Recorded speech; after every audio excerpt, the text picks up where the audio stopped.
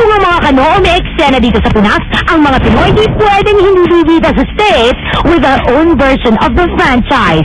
And who better to represent Pinoy Idol than its host and Showbiz Central's very own, Raymond Gutierrez. OMG!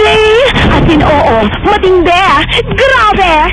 Dahil nitong linggo lang, makailang beses daw ginamit ni Ryan Seacrest ang samples ng Pinoy Idol hosting ni Raymond sa kanyang sikat na radio show sa US na On Air with Ryan Seacrest.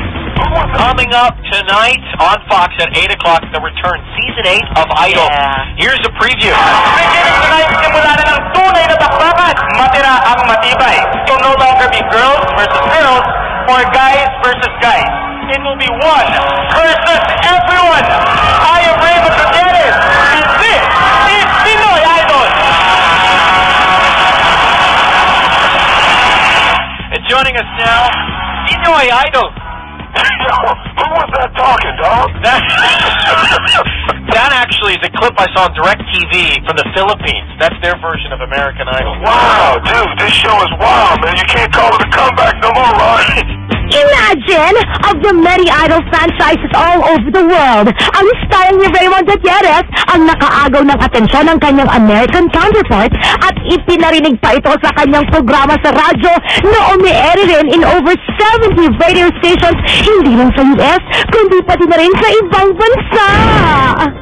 According pa sa isang email na natanggap namin from a proud kababayan sa US, very impressed daw si Ryan sa hosting talent si Raymond at plano pa raw nitong introduce ang American Idol in the same way that Raymond introduces Pinoy Idol here in the Philippines.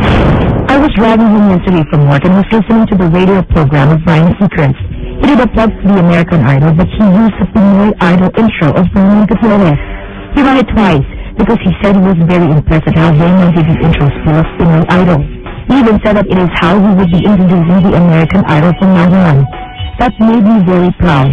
It only shows that we Filipinos have what it takes to impress the world. Surely, the Filipinos have done it again. At ngayon, hindi na lang tayo bumibita sa American Idol with our talented Pinoy singers dahil pinatunayan ni Raymond Gutierrez at ng Pinoy Idol na world-class din ang kakayahan ng Pinoy sa hosting. Kaya naman dito sa Showbiz Central, ang masasabi lang namin, Raymond, OMG ka talaga! At in oo, matindi, grabe, idol ka namin lahat.